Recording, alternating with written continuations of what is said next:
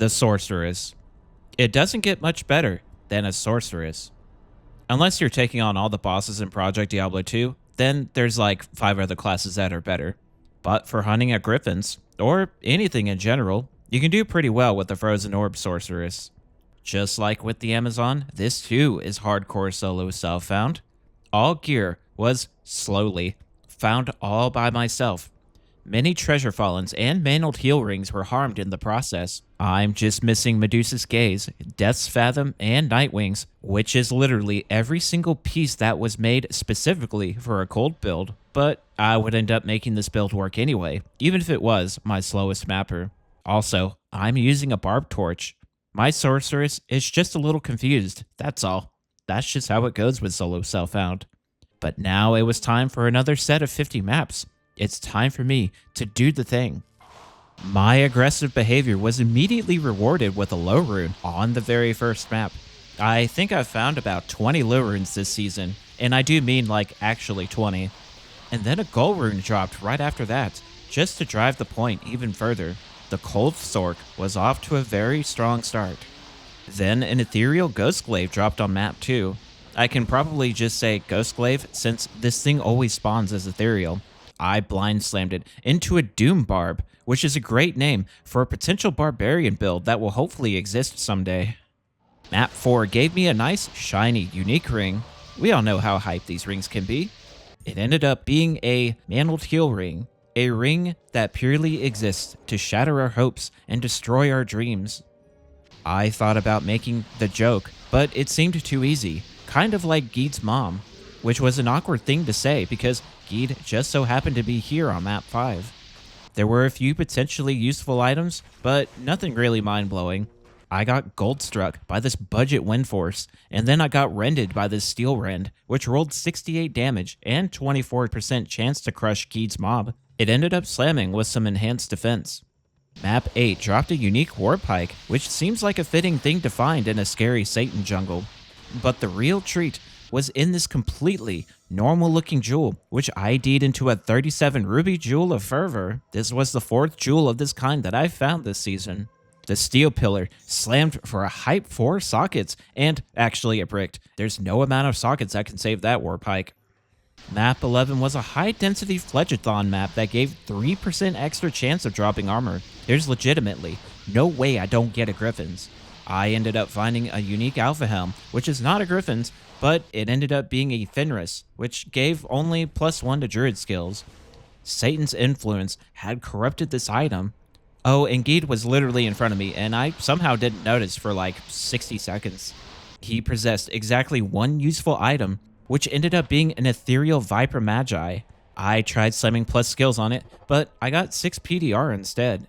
The final thing I found on the map was a Geet's Charm that I skipped over entirely. No Griffins was found in this map. Then I was being shrieked at by a totally harmless treasure fallen on map 15. These little bastards always fill my inventory up with runes that I never end up using. But this time, one of these little bastards dropped a low rune for me. I'm telling you, this is the most low rune season I've ever had. Map 16 dropped a unique Pavis, which is a really good shield to see. This was Gurk's Sanctuary, a nice defensive shield with +1 to skills. It ended up slamming with Cannot Be Frozen, but the cruel video game bricked it. I've been gotten again. Except I already have a Gurks with Cannot Be Frozen. That's right, game. You can't hurt me this time. I outbricked the bricking simulator for once in my life. And if you like and subscribe, you too will outbrick the bricking simulator. Map 17 dropped a unique ring. Kryzard's loot filter commanded me to pick it up, so my brain simply obeyed. It ended up being a Nagel ring. I don't know who Nagel is, but he keeps losing his ring, and he keeps making it my problem. Map 20 was another 1 million density Fledgathon, and it's where I got a unique amulet to drop.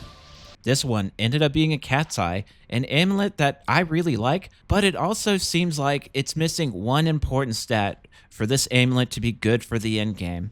That stat was apparently fire res, because that's exactly what it slammed for, and there was no saving it now. Then I got a unique champion sword to drop on map 22.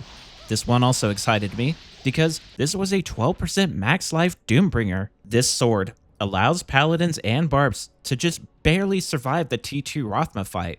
but the Doombringer itself did not survive the slamming process. Then I got in an altercation with a map boss that inflicts unlimited lightning damage, completely horrible for my energy shield, but he ended up dropping a unique wire fleece. This was the ultra legendary Gladiator's Bane. This armor allows paladins and barbs to just barely survive the T2 Rothma fight, and other classes too. And it bricked forever. Now nobody can survive the tier 2 Rothma fight. Map 23 was my very first Scovo Stronghold map, and it's also where I got my very first unique Shalalag to drop. Apparently it's pronounced Shalala. This Shalala was a Brimstone Rain that rolled 4 on the plus skills. Then I attempted to brick it mercilessly, and it slammed with 22% magic find. I basically glued a Nagel ring onto this Brimstone. Then I randomly ID'd this Ruby Jewel of Carnage, 34 ED and 14 max. After that, I got a unique map to drop in map 24. While these maps are exciting to find, I prayed it wasn't a Bastard Warlord map. It ended up being a Bastard Warlord of Blood map, an absolutely terrifying map that drops items with corruptions on them. I would save this map for a later time. The Rothma event on map 25 drops some unique runic talents, a claw that I find on every single video I've ever made. I blind slammed them into a 3-socketed Stalker's Coal, and it also rolled nearly max on the ED and DS at 272 and 28. On map 26, I got a unique Shaco to drop. I've bricked every single Shaco, except for the one I'm wearing. It was definitely time for me to brick another Shaco. I violently blind slammed it, and not only did it survive, but it was now indestructible, kind of like my stupid fat head in real life. Then I found some ethereal wormhide boots in the same map, another item I always brick. I also blind slammed these into a Merman Sprocket, and it corrupted with plus 21 to life. Finally, some decent boots for the mercenary. Then I found another unique map on map 28. I prayed it wasn't another Bastard Warlord map. It actually ended up being a non-Bastard Imperial Palace map. This one guaranteed a puzzle box, which is deeply appreciated on solo self-found. Later on, I got a unique ring to drop. Surely, this game wouldn't torture me with another Mantled Heel ring, but we all know how this goes. It ended up being a Stone of Jordan. Not bad. I was already wearing 2 SOJs, but I will gladly take all the skill rings I can get. Then it was time to just brutally massacre it in the evil Satan box, and it slammed with some poison res. At least it survived, and that's all I can ask for. Map 29 dropped a unique Dusk Shroud. In PD2, these can roll plus skills to Frozen Orb, and that's what I was hoping for. These were Ormus robes that roll plus 3 to Ice Barrage, which is a build in PD2, but I've never tried it, and I think it falls off in maps anyway. I tried salvaging it with a Strategic Slam, but I completely ruined it with a Thorn Slam. And then yet another unique map drop.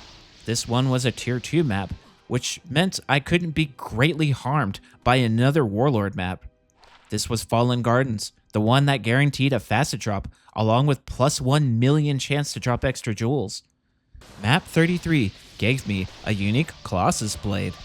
I've been looking forward to this drop because I do plan on making a Barbarian here pretty soon, and then I immediately bricked it. My Barbarian plans were suspended indefinitely.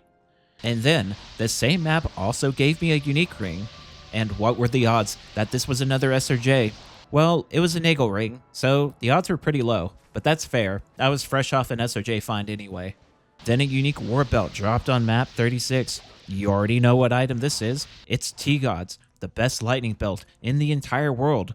I shot for either an FCR or IAS slam, but it decided to brick because why wouldn't it? But that was okay, because a unique Mithril Coil dropped very shortly after that. It was a good old Verdungos, and all the rolls were basically right in the middle, but I was still happy to have it because I've bricked every one of these belts and it bricked again. Come on, game, just let me have one Verdungos. Map 38 took place in the Quill Rat dungeon, where the Quill Rats do unlimited damage. A unique ring ended up dropping in there, which I instantly snagged because I was trying to get that Flawless Emerald. The Bastard Mystery Ring ended up being a Wisp Projector with 5% Light Absorb and 11 Magic Find. It went straight into the Evil Demon box, and it somehow survived with a 5 All-Res Slam. Map 40 dropped a unique Spiderweb Sash. This was another Arachnid Mesh, a belt that was coded by archangels to be the perfect caster belt. But then Satan coded this belt to instantly brick as soon as it came into contact with a Worldstone shard. Then on map 42, a unique legendary mallet dropped. This can be one of two things, both of which are pretty good items. This one was a Stone Crusher, and it got perfect ED, and it rolled -12 on the physical pierce.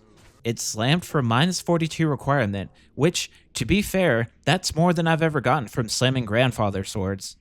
I saw Diadem pop up on Kryzard's loot filter, but it was a set Diadem. Damn it. We need a unique Diadem. I blind slammed it anyway, and it landed 3 sockets on the Venus hat, so that was neat. But then, map 45 dropped a nice shiny Burroon. Thank you, CalMap, for rewarding my proclivity for violence. I'll be back for more later. But I deemed playtime to be over for map 46 because I had some unique maps to do, and this Amazon has a toxic proclivity for violence, which is exactly what I need to take on those unique map bosses. Also, I found this ethereal corona on one of my mules. I had been searching for a ferocity base for the last 45 maps, but it turned out I had one the entire time. So I made a ferocity, and now I came to possess the famous innocence and ferocity combo. Not too bad for hardcore solo self-found. Map 46 was the Fallen Gardens map, and I spent about 15 seconds being slightly threatened by the 20 leapers on my screen. The boss dropped a facet, as was usually the case. I prayed for a non-bastard lightning facet, but the facet ended up being a cold facet with 3 to cold damage and -5 to cold res. Then I blind slammed the Viper Magi into a Viper Magi with 28 magic find. Map 47 was the Outer Void map, and I found myself fighting my own mercenary that was also fighting my own mercenary deep into outer space, which is a really fucking weird thing to say out loud. He ended up dropping a triangle jawbone. Then I got in an altercation with some random dead guy like I always do, and he also dropped a jawbone. But I clicked way too fast, which brought me to the next part of the map. I would now have to do the entire map before I could go back and get it. And then I found a unique map within a unique map deep into outer space. I had no idea what was going on anymore. I prayed it wasn't a Bastard Warlord map. It ended up being a Bastard Warlord map, which is not what I wanted to see, but it was one I was going to do. Then the final boss dropped a Splinter of the Void. I think the splinters are the highest value, and ideally you want all drops to be splinters, but I still got the harder to find Rothma boss mats, so 1 out of 3 isn't bad. Then I came back for that jawbone, and ID'd a small charm with 20 life and 15 mana. Map 48 was the Imperial Palace. It was here that I got another unique war belt to drop, and then it immediately bricked because my business relationship with the random number generator is extremely complicated apparently. And then I took down the absolutely terrifying boss and got the guaranteed puzzle box to drop. Map 49 was the Bastard Warlord map, where every mob has 3 trillion health and does 5 billion damage. Innocence and Ferocity was actually really useful for those Cursed Fanaticism packs. Anytime the Ferocity taunt went out, I could actually run face first into those really dangerous packs, and I would actually be okay. I even found a unique Ethereal Grimhelm. This was good old Vampire Gaze that rolled precisely 1 socket. Also, the video game didn't even give me the chance to up it before slamming, so nobody can yell at me for this one. Sorry, Onion, you've been possessed by Satan. I'm gonna need to put you down. Also, the Fanaticism aura is totally uncalled for. Onion also dropped a unique embossed plate. This was an Atmos whale with some random fire res. The Sorc was already using a +2 Atmos, so I didn't need this one. And then an Istrune dropped right after that. The last time I did the Warlord map, I completely missed the final boss because I was entirely too stupid to navigate this map. But I found the bridge, and I nervously approached the area. I read a comment one time that said this boss hits insanely hard and will probably one-shot me. My natural response was to run face first into the boss and right-click as hard as I freaking could. Some crazy, scary things started happening, but I was totally fine. And right after he went down, he ended up dropping a unique dimensional shard. This was the real deal, and because it was already corrupted, there was no breaking this item. This was a Death's Fathom, and it rolled 27% on the cold damage, along with 2 sockets. I went back to the sorceress and put 2 of my perfect cold facets in it. I was okay with burning my cold facets because I was probably not going to find another Death's Fathom, and I probably wouldn't slam 3 sockets even if I did. So I called it good enough for this weapon and treated it as my best in slot. I took my sorceress out for map 50, and I ended up finding another low rune. My business relationship with RNG continues to be wildly complicated. Not that I'm complaining. At least right now I'm not. But that's going to conclude yet another round of 50 maps.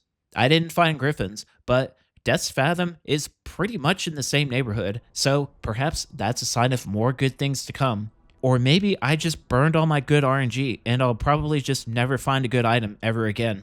It's happened to me before.